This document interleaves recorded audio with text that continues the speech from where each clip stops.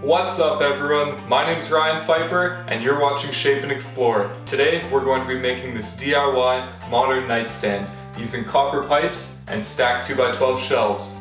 Let's get started. I started off by setting up a stop block. This will help me create consistent, repeatable cuts. Then I could use my chop saw to trim down my 2x12 to length. The nightstand will consist of 3 shelves, all at 22 inches in length. Next, I used my table saw to trim off the rounded edges on the 2x12s. This step isn't completely necessary, but I think it gives a nice finished and modern look to the piece.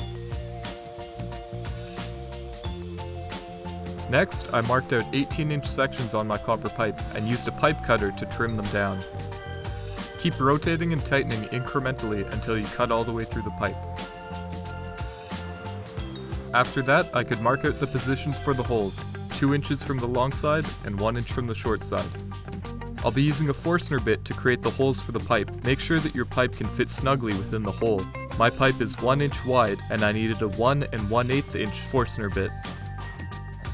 I didn't want to damage the table of my drill press by drilling all the way through the material, so I whipped up a quick jig using some scrap plywood and made a table cover to protect the drill press.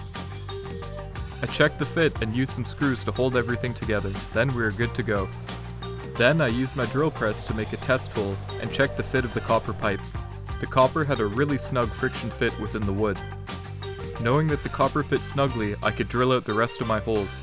In hindsight, I would definitely set up some sort of jig on the drill press to create nice repetitive holes. Perfectly aligned holes would make final assembly a lot easier. I sanded everything to 220 grit and used a sanding sponge to lightly break the edges of the wood. Then I did a rough assembly to check the fit of everything. Some of the holes were slightly misaligned. This made for a very snug fit. I disassembled the nightstand and used clear satin Minwax polyacrylic to finish the wood. It's a water-based stain and doesn't drastically change the color of light woods. Next, I started working on the legs. I wanted to use a wooden dowel to plug the top and bottom of the copper pipe, but the dowel that I found was too large, so I used my belt sander to get it down to size. Then I mixed up some 2-part epoxy to attach the copper to the wood. I used my Japanese pull saw to trim the wood flush on one end of the copper leg. I repeated this process, this time leaving a 1/2 inch foot at the bottom of the leg. I then used steel wool to polish up the copper legs.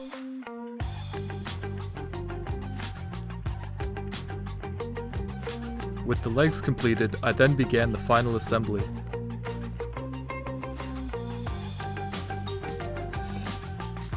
As I mentioned earlier, some of the holes on the shelves were misaligned, so I used my mallet to persuade them into place.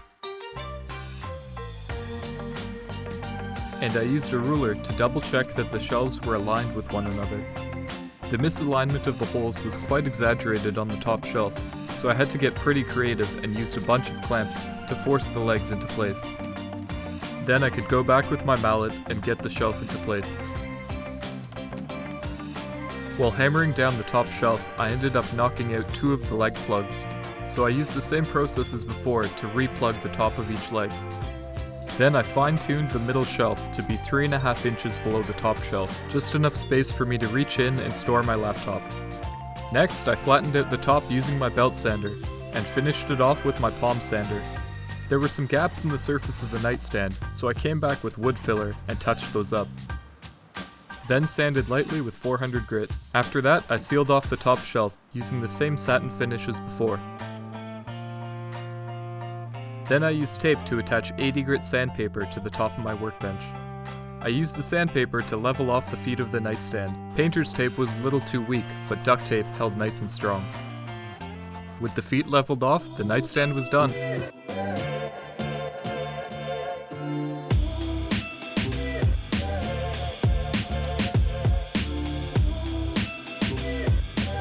I hope that you enjoyed this project. Building this nightstand came with a lot of different challenges, but I'm really happy with the way that it turned out.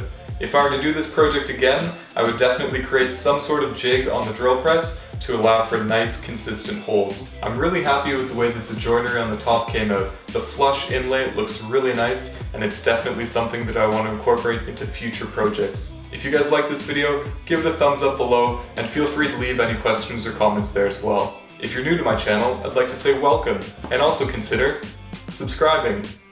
That way you can stay up to date on all my newest builds. Thanks for watching, and I'll see you guys next time on Shape and Explore.